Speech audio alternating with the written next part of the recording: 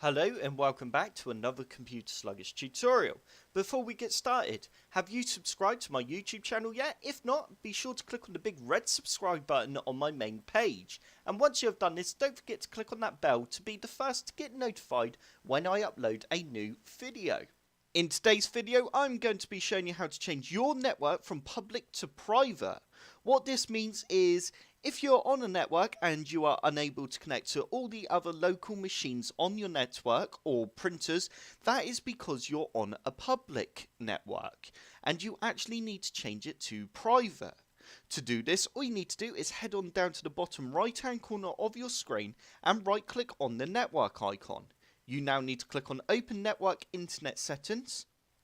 And straight away, as you can see, I am currently on the public network.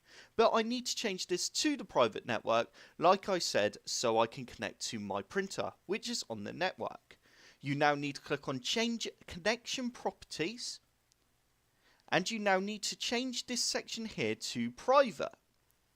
And there we go, it really is as easy as that. If I now go back and go back again, it now says private network.